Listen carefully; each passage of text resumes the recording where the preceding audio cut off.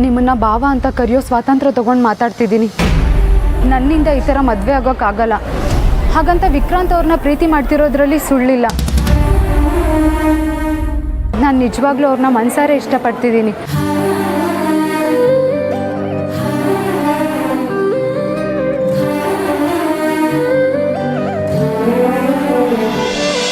ದಯವಿಟ್ಟು ನನ್ನ ಕ್ಷಮಿಸ್ಬಿಡಿ. ಹಾಗಾದ್ರೆ ನಾವು ಇಷ್ಟೆಲ್ಲ ಮಾಡಿದ್ದಕ್ಕೆ ಬೆಲೆನೇ ಇಲ್ವಾ? ಸಡನ್ ಆಗಿ ಏನಾಯ್ತು ನಿನಗೆ? ನೀವು ನಮ್ಮಿಬ್ಬರನ್ನ ಒಂದು ಮಾಡೋದಕ್ಕೆ ಒಳ್ಳೆ ಮನಸ್ಸಿಂದ ಇಷ್ಟೆಲ್ಲ ಪ್ರಯತ್ನ ಮಾಡಿದ್ದೀರಾ ಅಂತ ನಂಗೆ ಗೊತ್ತು. ಇದಕ್ಕೆ ಬೆಲೆ ಇಲ್ಲ ಅನ್ನೋದಕ್ಕಿಂತ ಹೆಚ್ಚಾಗಿ ನಮ್ಮ ತಂದೆ ತಾಯಿ ನಮ್ಮನ್ನ ಈ ಥರ ಬೆಳೆಸಿಲ್ಲ.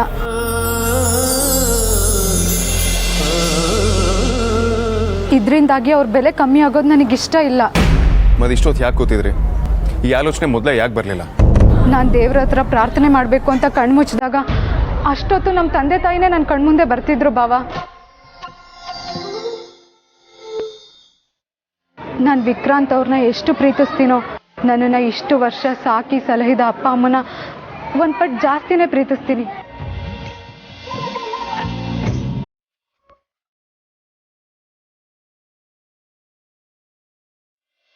ನಾನು ಈ ಥರ ಮಾಡಿದೆ ಅಂದರೆ ಅವ್ರು ಖಂಡಿತ ತಡ್ಕೊಳ್ಳಲ್ಲ. ಅವರೆಲ್ಲ ನಮ್ಮನ್ನು ಸಂಸ್ಕಾರದ ಜೊತೆ ಪ್ರೀತಿನೂ ಮಾಡಿ ಸಾಕಿದ್ದಾರೆ.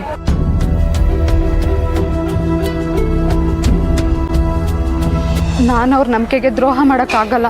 ಹಾಗಾದ್ರೆ ಎಲ್ಲ ಇಲ್ಲಿಗೆ ಮುಗಿದೋಯ್ತಾ ಇರ್ತೀವಿ ಅವ್ರೆ? ನೀವು ಗೌತಮ್ ಅವ್ರನ್ನೇ ಇದಕ್ಕೆ ಒಪ್ಸಿದ್ದೀರಾ ಅಂದಮೇಲೆ ಮುಂದೆ ಸರಿಯಾದ ರೀತಿಲಿ ಮದುವೆ ಆಗೋಕ್ಕೆ ಆ ದೇವರೇ ದಾರಿ ತೋರಿಸ್ತಾನೆ ಅಂತ ಅಂದ್ಕೊಂಡಿದ್ದೀನಿ. ಆದರೆ ಈ ರೀತಿ ಕದ್ದು ಮುಚ್ಚಿ ಮದುವೆ ಆಗೋದು ನನ್ನಿಂದಾಗೋ ವಿಷಯ ಅಲ್ಲ. ಸಾಧ್ಯ ಆದರೆ ದಯವಿಟ್ಟು ಕ್ಷಮಿಸ್ಬಿಡಿ.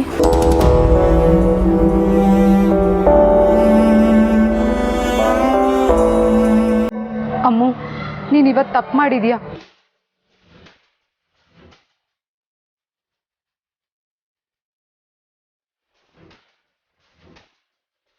ನನಗೆ ಒಳ್ಳೇದಾಗಲಿ ಅಂತಲೇ ನೀನು ಮಾಡಿದ್ಯಾ ಅಂತ ಗೊತ್ತು. ಆದರೆ ಇದು ಸರಿಯಾದ ದಾರಿ ಅಲ್ಲ ಅಮ್ಮು. ಒಂದ್ಸಲ ನಿನಗೆ ನೀನೇ ಪ್ರಶ್ನೆ ಮಾಡಿಕೊಂಡ್ರೆ ನಿನಗೆ ಎಲ್ಲ ಅರ್ಥ ಆಗುತ್ತೆ ಕಣೆ.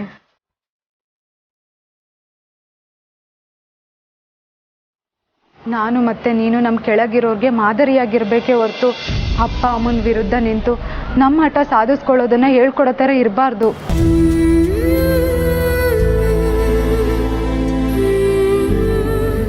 ವಿಕ್ರಾಂತ್ ಅವರೇ, ನಿಮ್ಮ ಪ್ರೀತಿ ಏನು, ಅದಕ್ಕಾಗಿ ನೀವೇನೇನು ಮಾಡಿದ್ದೀರಾ ಅನ್ನೋ ಕಲ್ಪನೆ ನನಗಿದೆ. ನನಗೋಸ್ಕರ ಒಂದ್ಸಲ ಸತ್ತು ಬದುಕಿದ್ದೀರಾ ನೀವು. ನನಗೂ ನೀವು ಬಿಟ್ಟು ಬದುಕೋ ಶಕ್ತಿ ಇಲ್ಲ. ಹಾಗಂತ ಎಲ್ಲರೂ ದೂರ ಮಾಡಿ ನಾನು ನಿಮ್ಮನ್ನು ಮದುವೆ ಆದರೆ ಮನೆಯವ್ರಿಗೆ ಮೋಸ ಮಾಡಿದೆ ಅನ್ನೋ ಪಾಪ ಪ್ರಜ್ಞೆ ನಂಗೆ ಯಾವತ್ತೂ ಕಾಡ್ತಾ ಇರುತ್ತೆ. ಹಾಗೇನಾದರೂ ಆದರೆ ನಾವು ಪ್ರೀತಿಸಿ ಮದುವೆ ಆದರೂ ಸುಖವಾಗಿರಲ್ಲ. ಹಾಗಾಗಬಾರ್ದು ಅನ್ನೋದೇ ನನ್ನ ಆಸೆ. ನಮ್ಮ ಮದುವೆ ಈ ರೀತಿ ನಡಿಬಾರ್ದು. ನಮ್ಮ ಸಂಬಂಧಕ್ಕೆ ಎಲ್ಲರೂ ಒಪ್ಪಿಗೆ ಜೊತೆ ಸಂತೋಷದ ಆಶೀರ್ವಾದನೂ ಬೇಕು. ನನ್ನ ಬಗ್ಗೆ ನೀವು ಯೋಚನೆ ಮಾಡೋಕ್ಕೆ ಹೋಗಬೇಡಿ. ನಾನು ಯಾವತ್ತಿದ್ರೂ ನಿಮ್ಮವಳೆ. ನಾನಿನ್ನು ಬರ್ತೀನಿ.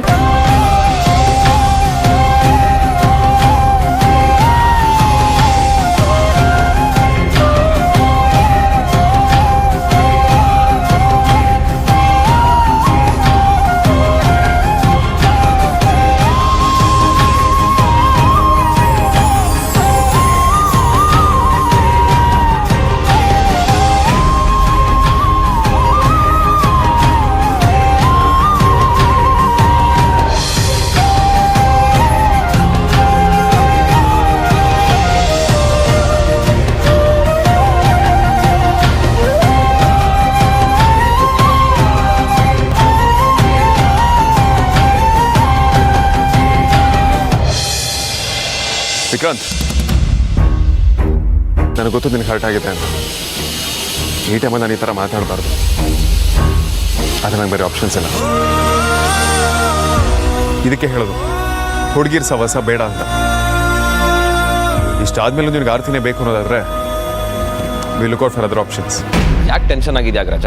ಈಗ ಏನಾಗಿದೆ ಅಂತ? ಅಷ್ಟಕ್ಕೂ ಆರ್ತಿ ಅವ್ರು ಮಾಡಿದ್ದು ಸರಿನೇ.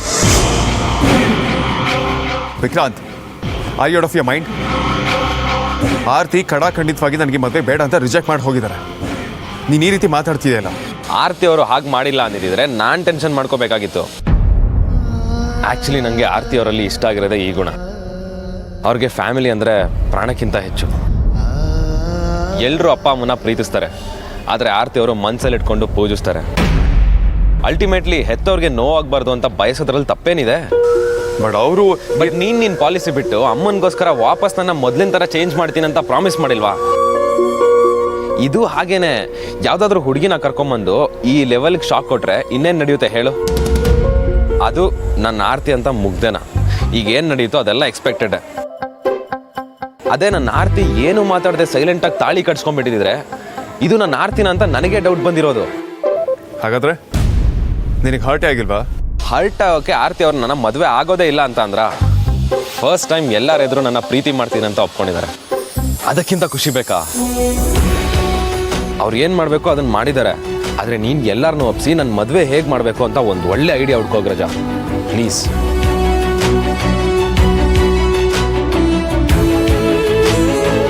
ನೀವುಗಳೋ ನಿಮ್ಮ ಲವ್ವೋ ನನ್ನ ಕರ್ಮ.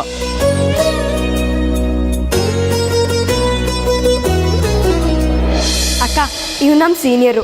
ಇವತ್ತು ಫೇರ್ವೆಲ್ ಪ್ರೋಗ್ರಾಮಲ್ಲಿ ಎಷ್ಟು ಚೆನ್ನಾಗಿ ಡ್ಯಾನ್ಸ್ ಮಾಡ್ದ ಗೊತ್ತಾ? ಹೌದಾ? ಅಕ್ಕ, ನಂಗೂ ಡ್ಯಾನ್ಸ್ ಮಾಡಬೇಕು ಅಂತ ಅನಿಸ್ತಿದೆ. ನೀನೇ ಹೇಳ್ಕೊಡ್ತೀಯಾ? ಹಾಲಿಡೇಸ್ನಲ್ಲೂ ಬುಕ್ ಅಂತ ಮುಳುಗ್ದಲ್ಲಿದೆ, ಹೇಳ್ಕೊಡ್ತೀನಿ. ಥ್ಯಾಂಕ್ಸ್ ಕಣೆ ಅಕ್ಕ. ಮುದ್ದು. ಅಮ್ಮ ಅಪ್ಪ ಬಂದ್ರಾ?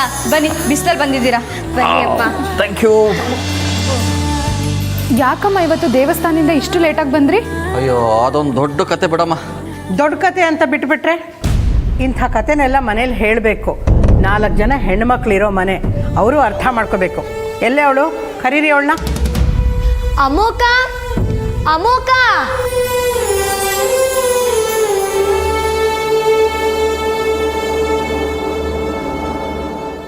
ಆರ್ತಿ, ಅಮ್ಮ, ಅಮೋಕ ಬಂದ್ಲು. ಅದೇನೋ ಕತೆ ಅಂದ್ಯಲ್ಲ, ಏನಮ್ಮ ಅದು? ಇವತ್ತೇನಾಯ್ತು ಗೊತ್ತಾ? ಒಂದು ಹುಡುಗ ಹುಡುಗಿ ಮನೆ ಬಿಟ್ಟು ದೇವಸ್ಥಾನದಲ್ಲಿ ಬರೀ 4 ಜನ ಫ್ರೆಂಡ್ಸ್ ಮುಂದೆ ಮದುವೆ ಮಾಡ್ಕೋತಿದ್ರು.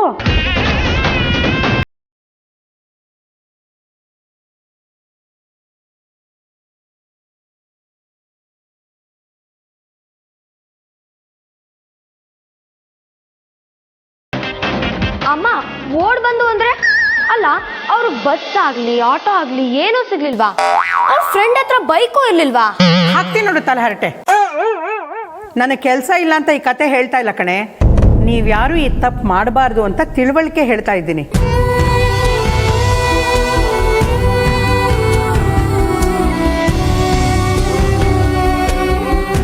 ಅಪ್ಪ ಅವ್ರಿಗೆ ಹೇಗೆ ಕ್ಲಾಸ್ ತಗೊಂಡ್ರು ಗೊತ್ತಾ? ಅವ್ರ ಮುಖ ನೋಡಬೇಕಾಗಿತ್ತು. ಅಲ್ಲ, ಈಗಿನ ಕಾಲದ ಮಕ್ಕಳು ಎಷ್ಟು ಧೈರ್ಯ ಅಂತೀನಿ, ಅಪ್ಪ ಅಮ್ಮನಿಗೂ ಹೇಳಿದೆ ಇಂಥ ಕೆಲಸ ಮಾಡ್ತಾರಲ್ಲ.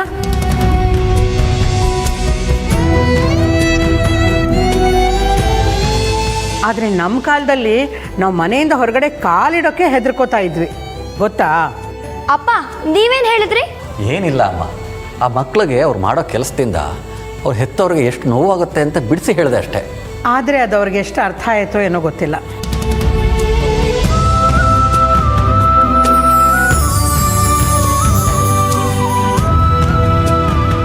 ಹೆಣ್ಣೆತ್ತವ್ರ ಕಷ್ಟ ನಮಗೂ ಅರ್ಥ ಆಗುತ್ತೆ. ಅವ್ರವ್ರ ಸಂಕಟ ಏನಿದೆಯೋ ಏನೋ ಬಿಡು ಪರಿ. ಏನು ಸಂಕಟ ರೀ?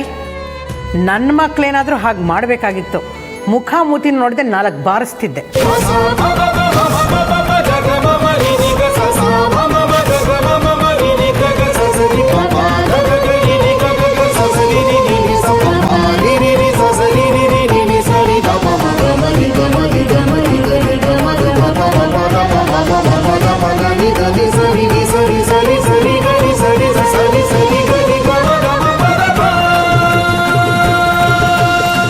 ನಿಮ್ಮ ಮಕ್ಳು ಯಾರೂ ಆ ಥರ ಕೆಲಸ ಮಾಡಲ್ಲ ಅಮ್ಮ.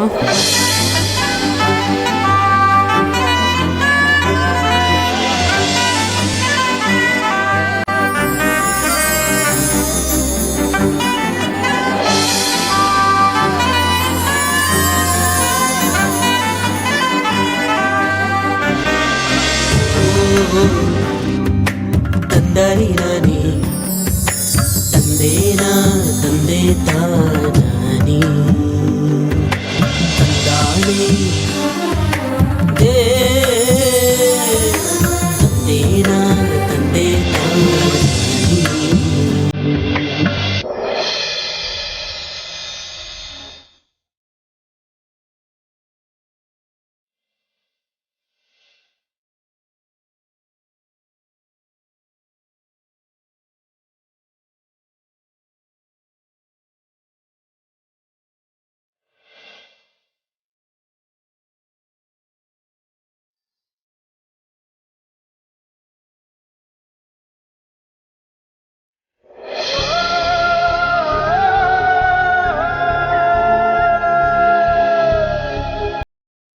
ಎದುರಿಗೆ ಇದ್ರು ಯಾವತ್ತೂ ನೀನು ಇಷ್ಟೊತ್ತು ಸುಮ್ಮನೆ ಕೂತಿದ್ದು ನಾನು ನೋಡೇ ಇಲ್ಲ.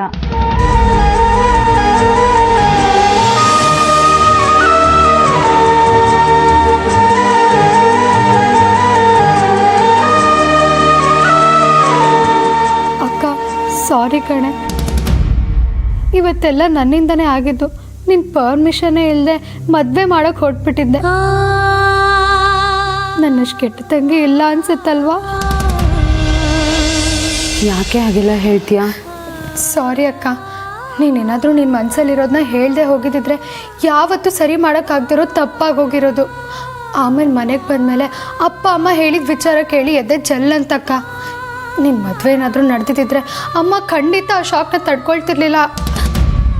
ನನಗೂ ಹಾಗೆ ಅನ್ನಿಸ್ತು ಕಣೆ. ಅಪ್ಪಂಗೆ ಇವತ್ತು ಬೆಳಿಗ್ಗೆ ನಿನ್ನನ್ನು ಕಳಿಸ್ಕೊಡೋಕೆ ಇಷ್ಟ ಇರಲಿಲ್ಲ. ಅವ್ರಿಗಿವತ್ತೇನೋ ಕೆಟ್ಟದಾಗತ್ತೆ ಅಂತ ಅನಿಸಿರ್ಬೇಕು.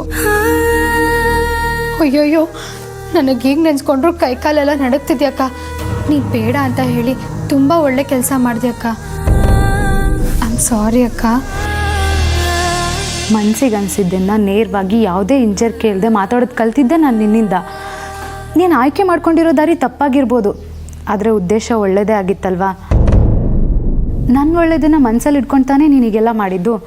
ಅದಕ್ಕೆ ಯಾಕೆ ಬೇಜಾರು ಮಾಡ್ಕೋತೀಯಾ? ಅದೆಲ್ಲ ನನಗೆ ಗೊತ್ತಿಲ್ಲ. ಒಟ್ಟಿನಲ್ಲಿ ನನ್ನಿಂದ ದೊಡ್ಡ ತಪ್ಪಾಗಿದೆ. ದಯವಿಟ್ಟು ನನ್ನ ಕ್ಷಮಿಸ್ಬೇಡೆ. ಸಾರಿ ಕಣೆ. ನಿನ್ನ ಜಾಗದಲ್ಲಿ ನಾನೇ ಇದ್ದಿದ್ರು ಬಹುಶಃ ಇದನ್ನೇ ಮಾಡ್ತಿದ್ದೆ ಕಣೆ. ಯೋಚನೆ ಮಾಡಬೇಡ. ಆ ದೇವ್ರ ದಯೆಯಿಂದ ಏನೂ ಅನಾಹುತ ಆಗಿಲ್ವಲ್ಲ.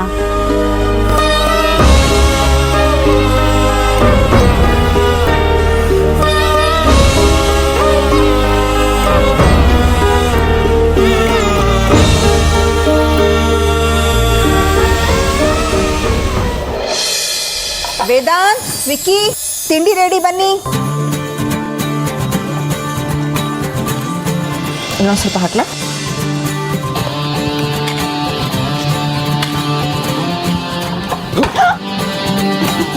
ಅಯ್ಯೋ, ಏನಾಯ್ತು? ಸಾಕು, ತಲೆ ಸುತ್ಬಿಡುತ್ತೆ.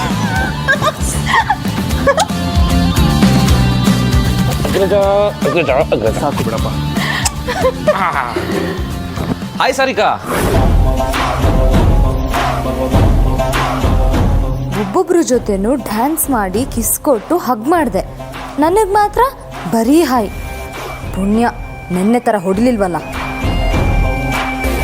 Sarika, what pleasant surprise. ಬಾ ಕೂತ್ಕೋ. ವಿಕ್ರಾಂತ್, ನಿಧಾನ. ಚೇಷ್ಟೆ ಮಾಡ್ಕೊಂಡು ಹೊಡೆದಾಕಿದ್ಯಾ? ಅಗ್ರಜ, ಖುಷಿಗೆ ಯಾವತ್ತೂ ಬ್ರೇಕ್ ಹಾಕ್ಬಾರ್ದು. ನೆನ್ನೆ ನೆನ್ನೆಗೆ, ನಾಳೆ ನಾಳೆಗೆ, ಇಂದು ನಮ್ಮದೇ ಚಿಂತೆ ಏತಕ್ಕೆ. ಇದೇನೇ ಸುಹಾಸಿನಿ, ವಿಕ್ಕಿ ಇಷ್ಟೊಂದು ಖುಷಿಯಾಗಿದ್ದಾನೆ? ಏನು ವಿಕ್ಕಿ, ಏನು ವಿಷಯ? ಸಾರಿಕಾ ಬಂದಿದ್ದಾಳೆ ಅಂತನಾ?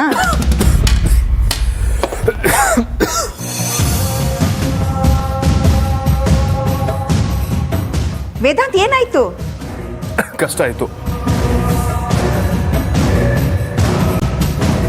ಐ ಮೀನ್, ನುಂಗೋದಕ್ಕೆ ಕಷ್ಟ ಆಯಿತು. ಮದರ್ ಇಂಡಿಯಾ ಏನೋ ಕೇಳ್ತಿದ್ಯಲ್ಲ, ಇವತ್ತು ಬ್ರೈಟ್ ಡೇ ಅನ್ಸ್ತದೆ, ಅದಕ್ಕೆ ಹೀಗಿದ್ದೀನಿ. ಕಾರಣ ಏನಾದರೂ ಆಗಿರಲಿ, ನೀನು ಮತ್ತೆ ಮೊದಲಿನ ಥರ ಆದ್ಯಲ್ಲ, ನನಗಂತೂ ಅಷ್ಟೇ ಸಾಕು. ನನ್ನ ವಿಕ್ಕಿ ಅಂದರೆ ಇದು.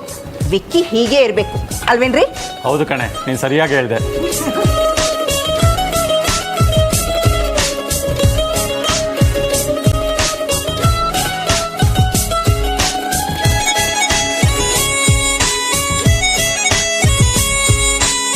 ವಿಕ್ಕಿ ಯಾಕೆ ಇಷ್ಟು ಖುಷಿಯಾಗಿದ್ದಾನೆ? ಆರ್ತಿ ಎಂಗೇಜ್ಮೆಂಟ್ ಆದಮೇಲೆ ಬಾಲ ಸುಟ್ಟಿರೋ ಬೆಕ್ಕಿನ ಥರ ಇದ್ದವನು ಸಡನ್ನಾಗಿ ಚಿಗುರ್ಕೊಂಡಿದ್ದಾನಲ್ಲ. Something is wrong.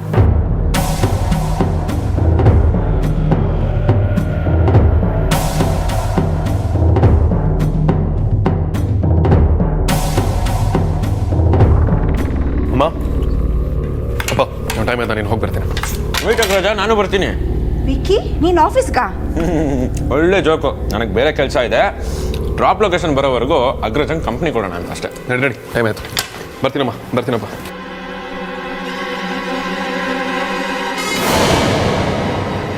ಮನೆಯಿಂದ ಆಚೆ ಕಾಲಿಡಲ್ಲ ಅಂತಿದ್ದವನು ಎಲ್ಲಿಗೆ ಅಂತಾನು ಹೇಳ್ದೆ ಹೋಗ್ತಿದ್ದಾನಲ್ಲ. ಎಲ್ಲೋ ಏನೋ ಮಿಸ್ ಹೊಡಿತಿರೋದಂತೂ ಗ್ಯಾರಂಟಿ.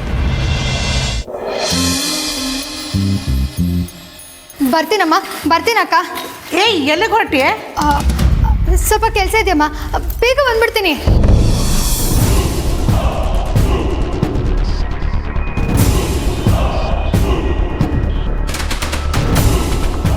ಅಮ್ಮ. ಸಾರಿಕಾ ಬಾಮ್ಮ. ಚೆನ್ನಾಗಿದ್ದೀಯ ಆರ್ತಿ ಅಕ್ಕ? ಚೆನ್ನಾಗಿದ್ದೀನಿ. ಆರ್ತಿ, ಸಾರಿಕೆಗೆ ಏನಾದರೂ ಕುಡಿಯೋಕೆ ತಗೊಂಬಮ್ಮ. ನಡಿಯಮ್ಮ.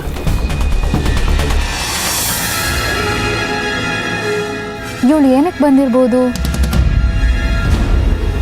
ನೀನು ಅಕ್ಕ ಆದ್ಯ 3 ದಿವಸದಿಂದ ಪತ್ತೆನೇ ಇಲ್ಲ. ಅಕ್ಕ ನಮ್ಮನ್ನು ಮರ್ತೇ ಹೋದ್ಲು ಅಂದ್ಕೊಂಡೆ. ಛೇ ಹಾಗೆಲ್ಲ ಏನೂ ಇಲ್ಲ ಚಿಕ್ಕಮ್ಮ. ಹೌದು, ಮದುವೆ ಕೆಲಸ ಎಲ್ಲ ಹೇಗೆ ನಡೀತಾ ಇದೆ? ಪರವಾಗಿಲ್ಲ ಸಾರಿಕಾ, ಆಗೊಂದು ಈಗೊಂದು ಕೆಲಸ ಮಾಡ್ಕೋತಾ ಇದ್ದೀವಿ.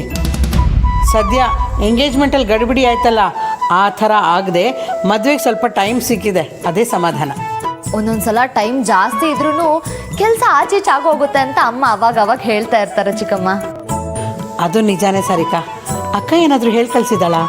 ಹ್ಞೂ ಚಿಕ್ಕಮ್ಮ, ಆದ್ಯ ಅದಕ್ಕೆ ಪ್ರೆಗ್ನೆಂಟು. ಎಂಥ ಒಳ್ಳೆ ವಿಷಯ ಹೇಳಿದೆ ಕಣೆ. ನನಗಂತೂ ತುಂಬ ಸಂತೋಷ ಆಗ್ತಿದೆ. ಆರ್ತಿ, ನಿನಗೆ ಗೊತ್ತಾ, ಆದ್ಯ ತಾಯಿ ಆಗ್ತಿದ್ದಾಳಂತೆ. ಹೌದಾ ಸಾರಿಕಾ? ನಂಗೆ ತುಂಬ ಖುಷಿ ಆಗ್ತಿದೆ. ಇರು, ಸ್ವೀಟ್ ತರ್ತೀನಿ. ತಗೋ. ಎಲ್ಲ ದೇವರ ಆಶೀರ್ವಾದ. ನಮ್ಮ ಸಾರ್ಥಕ ತುಂಬ ಒಳ್ಳೆ ಹುಡುಗ. ಸರಿಯಾದ ಸಮಯಕ್ಕೆ ಮದುವೆ ಆಯಿತು, ಈಗ ಮಗುನೇ ಆಗತ್ತೆ. ಹೀಗಾಗ್ಬಿಟ್ರೆ ಹೆತ್ತವ್ರಿಗೂ ನೆಮ್ಮದಿ. ಕೊಡಮ್ಮ. ಅಯ್ಯೋ, ನಾನು ಅಜ್ಜಿ ಆಗ್ತಿದ್ದೀನಿ ಅನ್ನೋ ಖುಷಿಲಿ ಎಲ್ಲ ಮರೆತು ಹಾಗೆ ಕೂತ್ಬಿಟ್ಟಿದ್ದೀನಿ. ಏನು ಮಾಡಬೇಕು ಅಂತಲೇ ತೋಚಿಸ್ತಿಲ್ಲ.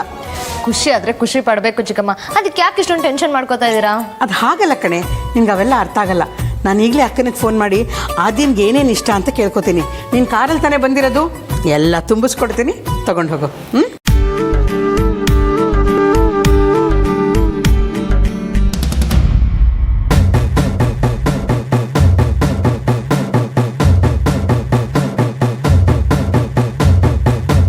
ಯಾಕೆ ಹಾಗೆ ನೋಡ್ತಿದ್ಯಾ ಸಾರಿಕಾ?